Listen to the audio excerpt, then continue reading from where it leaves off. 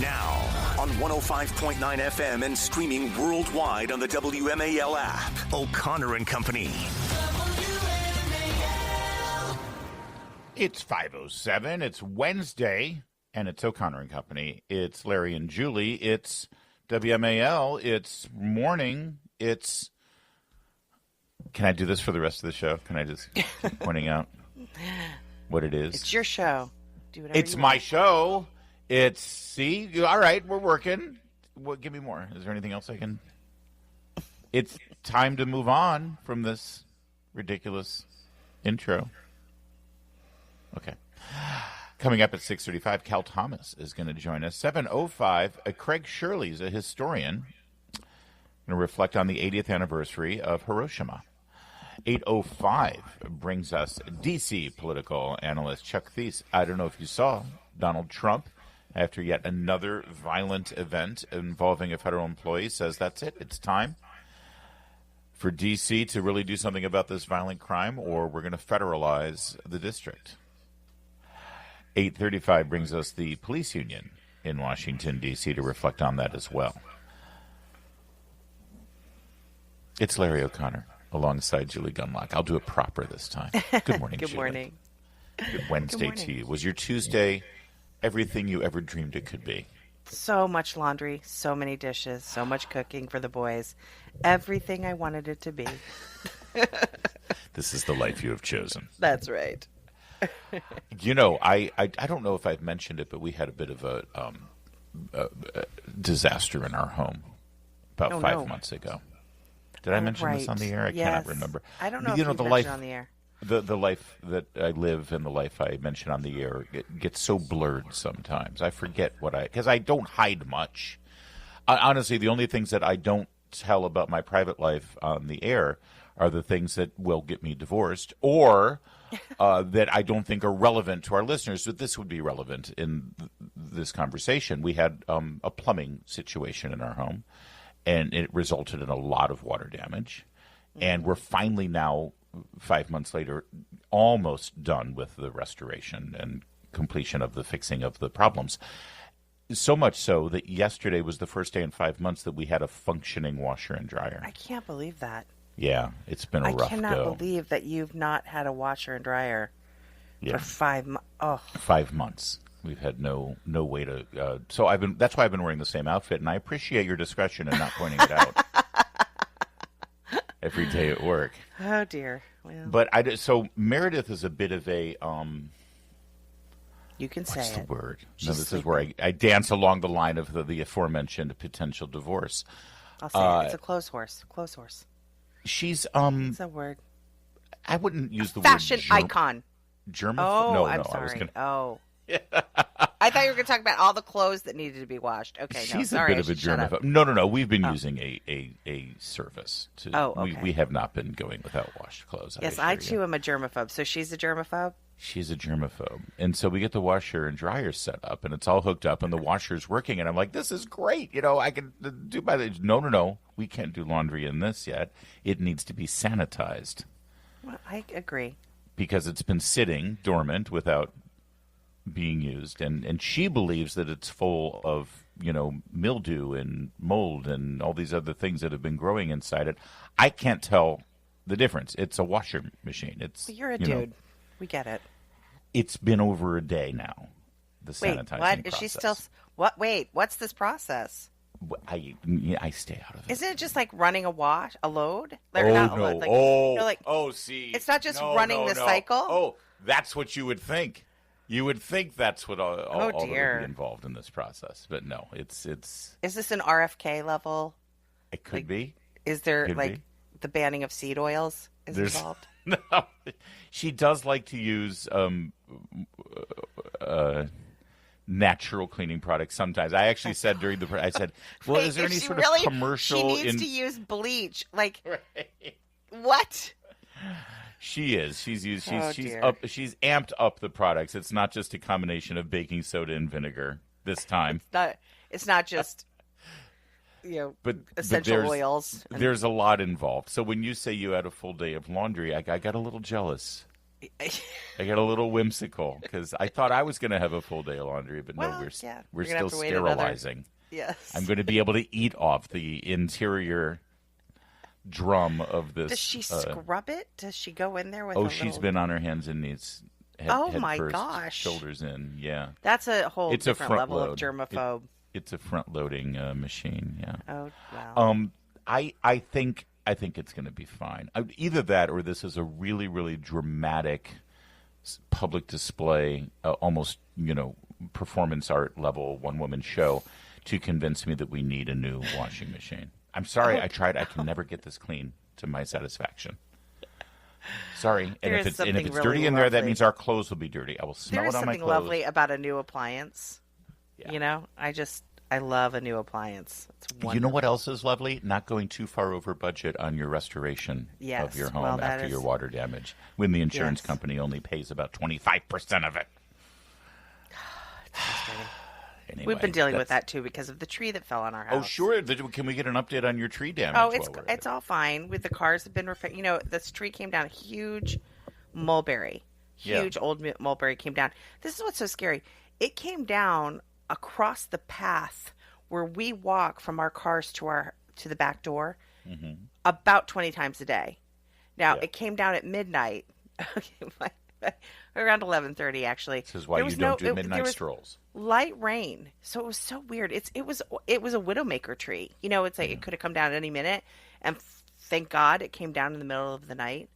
My children were awake, by the way, one of whom's room is right next to that tree, and we said, "Did you hear it? And why didn't you wake us up?"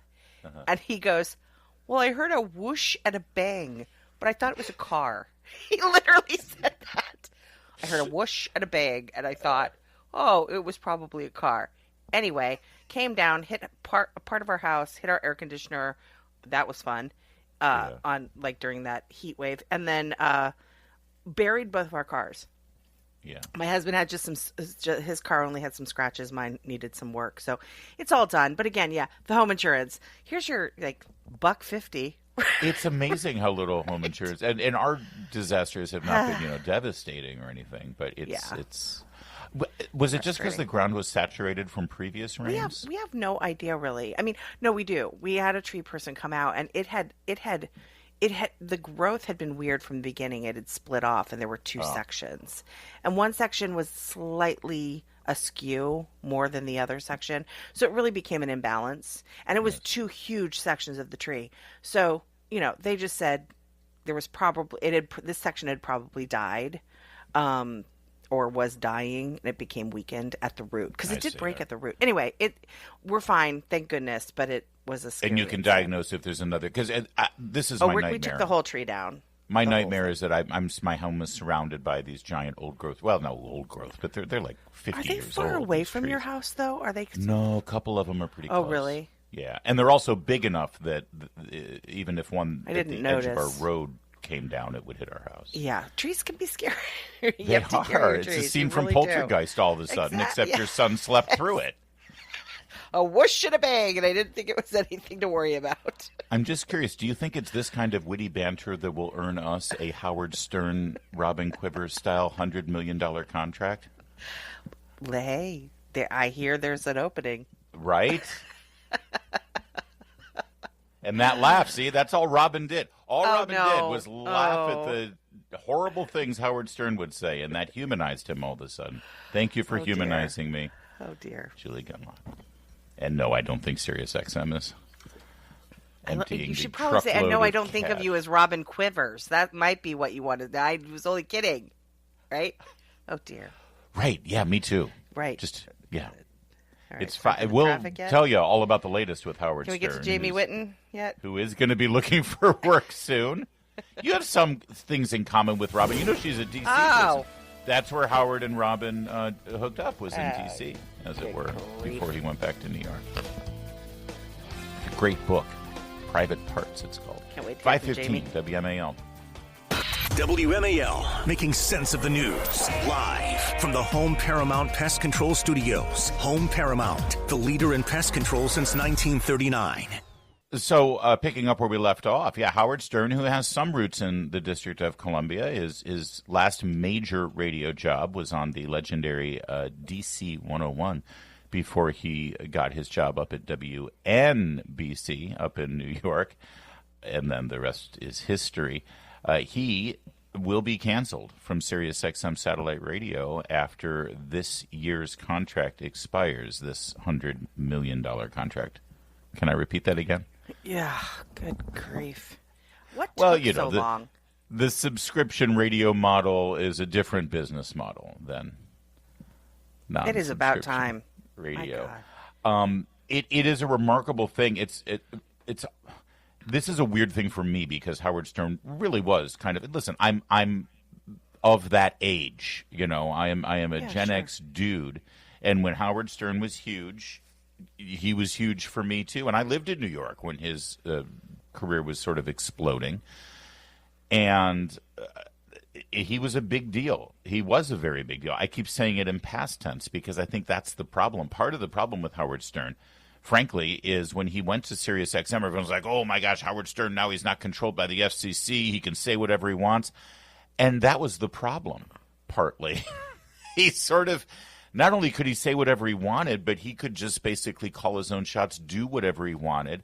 I didn't have to worry about formatting. He didn't have to worry about anything. And the show sort of spiraled out of control in terms of meandering conversation. The content didn't make much sense. It was all whatever Howard wanted. And also, he went the way of late night television. He became sort of an adjunct of the political left, agreeing with them, giving them a platform, patting their egos. He became so safe. And if anything, he became like Captain Cautious about everything.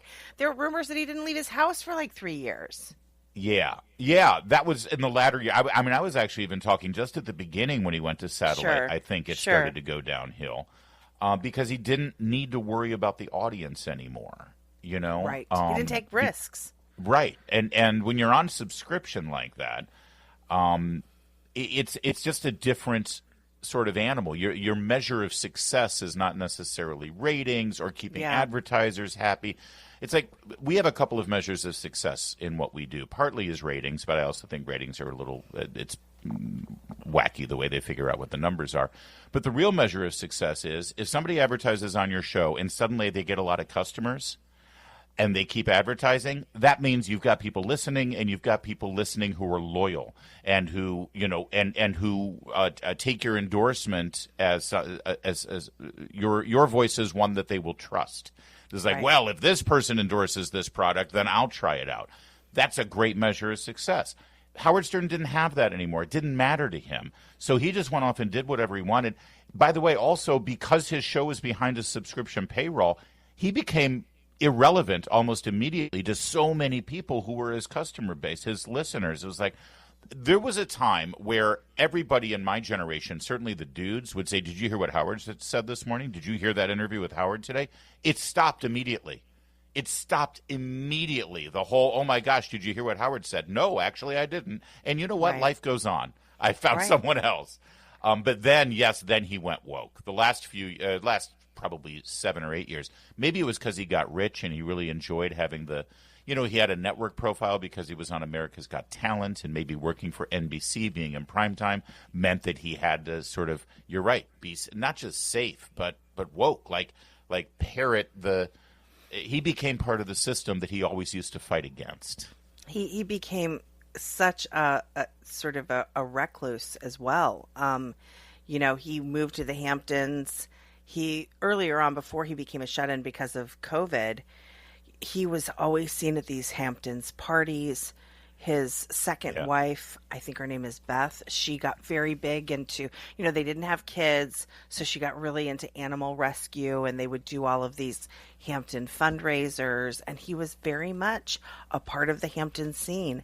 And, I'm certain there's a certain amount of snobbery, of course, in that scene. And he was a vulgar mess, right? Really, that was his trade. He was a shock jock. He was the more shocking. I mean, the movie about his life, I can't remember what it was called. Private Parts. Private Parts. That's right. That movie was kind of shocking too, but it humanized him and it showed him as like a good guy underneath it all, right? But it was really shocking, the content of the show. Remember, I think it was when the plane went down in the Potomac in the 80s. I think he got fired from the radio station for calling the airline and asking how much a ticket was from Dulles to the Potomac River or something like that, right? Yeah. I mean, he would do. It was like as it was happening. It was the horrible first example of too soon, way too soon. Exactly. Yeah. But that was the level of shocking that he was feeding us. And then he just again became a parrot for the Democrat Party. Boring. And you mentioned he did have kids from his first marriage, and part of his appeal also was that I think he related to the everyman, and that he had a wife, he had kids, he was like a very normal suburban dad, but then he would have this outlet on the radio where his id could sort of take over. But then he divorces her. He marries a young wife. He lives in Manhattan. He goes to all these parties. It's like, dude, you've lost the plot. You became what you, exactly. Became what he used to make fun of all the time. And then, of course, you remember. And it's funny, really quick, his first wife was kind of not, a beautiful woman, but like average looking, didn't have the fake, right? Then he trades her in for the younger, it just seemed a little tawdry. Well, and last year, he said he hated all Trump voters. Yeah. He interviewed Joe Biden for an hour and never challenged him in any way. I mean, the whole point of a Howard Stern is that you literally speak truth to power. You ask uncomfortable questions to the people, and instead it wasn't an interview; it was a full body massage. Yeah. And it was an embarrassment. And so now it looks like the Howard Stern era, it goes out with a whimper. It appears, based on the reports that are coming in now, and quite a development in the radio world, or as we like to call it, the spoken word format universe that we live in. Yes. Because it's not a really radio anymore. It's all platforms for spoken word content. That's right. And we're just letting SiriusXM know that we are we're available if necessary. It's 5:25. Coming up, President Trump has threatened to federalize the District of Columbia after a member of the Doge team was attacked this week. We'll discuss. Keep it here. It's 5:30. WMAL-FM, Woodbridge, Washington, a Cumulus media station. Making sense of the news. News Talk 105.9. News now. Now on 105.9 FM and streaming worldwide on the WMAL app. O'Connor and Company.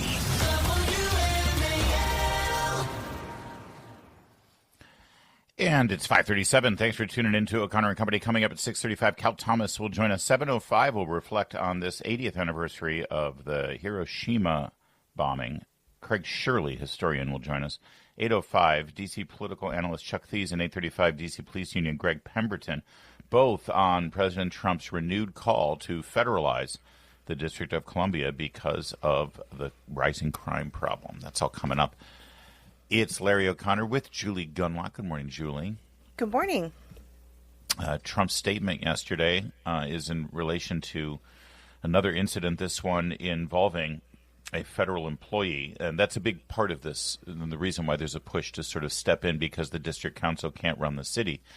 Partly it's because of federal employees who have no choice. They have to come in, they have to work here, and they deserve to have a safe city. And so the federal government needs to ensure that for their employees. D.C. is not stepping up and doing their duty, but also it's for the American citizens. It's one thing for people to choose to live in a crime-ridden city. That's their choice. They want to be there, fine. We can choose not to visit New York or Chicago because we think that it's a violent cesspool, and so we choose not to go. But this is the capital city of this nation, and every American has a right to come here to petition their government. And they shouldn't be scared away because the Democrats who run the city are scaring them away. That's improper and it's not right. Yeah, and so, I was just going to say, it is terrifying for these young staffers, particularly on Capitol Hill, to walk through Union Station, which is or even around any of the other capital or metro stations. It is the responsibility. They come here to D.C., they work, many of them very young kids, and they face this kind of attack. Well, and ironically, the crime that seems to have gotten on President Trump's radar here most recently involves a rather infamous member of the Doge team, somebody that Elon Musk brought in to work on fixing the government, making it more efficient, and getting rid of some of the inefficiencies and waste, fraud, and abuse in this government. And I know that Elon Musk is no longer making headlines now, and he's no longer drawing the ire of the media and what have you. But the Doge effort continues under the auspices of the Office of OMB. And so Elon Musk posted on X a few days ago, a gang of about a dozen young men tried to assault a woman in her car at night in D.C. A Doge team member saw what was happening, ran to defend her, and was severely beaten to the point of concussion, but he saved her. And then he said it's time to federalize D.C. Now, President Trump responded to that, and we'll tell you what he had to say. But that Doge team member, the young man that ran in to save the woman who was getting beaten up by a bunch of thugs, it's none other than the guy we all knew as Big Balls. I laugh because of the name, but my goodness. You remember the whole Big Balls thing, right? I do, and he certainly has proven that name is suitable for him to attack Big Balls or is a to hero. go to the rescue of a woman who's being attacked by 8 to 12 thugs on the street. Yeah. That does take some big balls. Yeah, and it turns out that most of them were all minors. They were all they arrested a 15-year. Oh no, that's a different story. Sorry, there's all these arrests that I'm trying to get on top of. Yeah. But the reports were that they all seemed to be teenagers, 14 and up. All right, so here was Trump's statement. Crime in Washington, D.C. is totally out of control. Local youths and gang members, some only 14, 15, and 16, are randomly attacking, mugging, maiming, and shooting innocent citizens. At the same time, knowing that they will be almost immediately released. They are not afraid of law enforcement because they know nothing ever happens to them, but it's going to happen now. The law in D.C. must be changed to prosecute these minors as adults and lock them up for a long time, starting at age 14. The most recent victim was beaten mercilessly by local thugs. Washington, D.C. must be safe, clean, and beautiful for all Americans, and importantly, for the world to see. If D.C. doesn't get its act together and quickly, we will have no choice but to take federal control of this city and run this city how it should be run and put criminals on notice that they're not going to get away with it anymore. And that is the law. Under the guise of restorative justice, and after the George Floyd incident and the calls that our judicial and criminal justice system is inherently racist and systemically racist, it was determined that youths should not suffer the level of penalty that they had been suffering if they were arrested for violent crimes. And now, as you know, that's basically what's been going on in Washington, D.C. It's why the police don't bother sometimes with a lot of the crimes that we see. It's what we see in many major cities run by Democrats, and Trump is saying enough is enough. Yeah, and don't forget, last year, this was before Trump was reelected, a former Trump 1 administration official was shot in Washington, D.C. Because of a carjacking. The person just shot him. He was sitting in his car in kind of a nice area of town. I mean, the carjackings in this city have gone, it's uncontrollable. It's completely blown up, and it's so dangerous. So look, I hope they take over the city. I've been in Washington for so many years. I have never felt safe in Washington, maybe a few years there when I was first here, but this city is completely out of control. We don't go there. I tell my children to stay away from DC. It's really too bad because there's a lot of really beautiful things in the city, but it's a no-go zone for me. And I assure you, when you hear this story reported by the Washington Post and by other radio stations in town and by cable news, they're always going to say, of course, Mr. Trump makes these allegations at a time when crime is down in the District of Columbia. Please. They're going to say that, but just remember, only 3 weeks ago, we talked about the story where a D.C. police commander has currently been suspended for changing crime statistics, for downplaying the statistics and cooking the books. So they've been faking the crime statistics. So when they say, crime is down, they're based on erroneously reported crime numbers. We are going to analyze this deeper in the 8 o'clock hour. Chuck Thies, who's a political analyst in the district, at 8:05, and at 8:35, the head of the police union, Gregory Pemberton. Right now it's 5:43. This afternoon on the Derek Hunter Show, Democrats are going to hate you anyway. We might as well make fun of them in the process. 3 o'clock on WMAL. Speaking of cooking the books on crime stats, we did get a report yesterday released by the FBI. It says that crime is down in every category last year in 2024. Crime was down in every category last year across the board in the United States. Now, a couple of caveats. We still have major cities who are still not reporting their crime statistics to the FBI. Their systems don't interface properly, and so the FBI just extrapolates in those cases, and I still believe that they're extrapolating incorrectly. But either way, it's an extrapolation and not real numbers. Secondly, despite the number being down, understand where we're coming from. It was so high immediately following COVID that we still have a violent crime occurring in this country on an average of every 26 seconds last year. Wow. Every 26 seconds in this country, a violent crime occurs. Also, this really shot out at me. Talk about burying the lead. Get this. Between 2021 and 2024, the 3 years of the Biden presidency post-COVID, 258 law enforcement officers were killed in the line of duty. God. And I don't mean killed like, accidentally, fell off a roof or in a car accident. No, these were felonious murders or manslaughters, but they were killed in the line of duty while performing their jobs, and the blame goes to a criminal. That's an astounding number. Yeah. 258 law enforcement officers died between 2021 and 2024. Why doesn't that get more attention? Well, it doesn't fit the narrative, and we know that.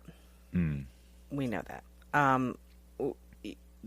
There's been some great work done also on this idea that police officers are shooting black people all over this country willy-nilly. That's right. Every black man has a target on his back when he leaves his home, and a cop could kill him just like that. And what's so sad, Jason Riley, actually, he's at the Wall Street Journal. He's done incredible work on this. He's written books on this, debunking that and talking about how a lot of the crime in the black community is black on black crime. And the idea that you have prominent black Americans in this country pushing the narrative that no, it's white people killing blacks and cops killing blacks, and not really addressing the terrible problems with black on black crime and gun crime among the black community in this country is such a disservice to that community. And again, it is perpetuated by a lot of black activists in this country. So there's just so much misinformation on crime statistics in general and specifically within that community. Right. And by the way, let's not forget, there's a trend here where when these major cities don't report the actual crime statistics to the FBI database, yes, the FBI extrapolates it, they put out a number, and then sometimes over a year later, they actually get accurate numbers from those cities, and then they revise the numbers. This famously happened after the presidential debate when Donald Trump said crime was up. David Muir intervened on behalf of ABC News and the Democratic Party during the debate and said, well, no, Mr. Trump, of course, you know that the crime is not up. Crime is down right now. And then 6 months later, actually, I shouldn't say 6 months, several months later, John Lott, who follows crime statistics and criminal numbers all the time in these databases, he noted that the FBI quietly and stealthily updated their numbers and revised their numbers and actually showed that crime had gone up. So I'll hold my breath on this one. No media attention on that, by the way, right? No. You said no. Well, we talked quietly about it here, of course. Our media accounts were the only ones. Yeah. And I wrote about it in my book, Shameless Liars, about the media in the 2024 election. But yeah, I'll be holding my breath to see what the real numbers are at some point. But just bear that in mind as you see all the reports talking about how crime was down last year. Also, by the way, one of the reasons I think they cooked these numbers is because they want to show that after Trump became president, crime went up. Right. That's the other thing. Just watch. We are going to talk about these crime numbers, though, with the head of the D.C. Police Union at 8:35, Greg Pemberton. Right now it's 5:53.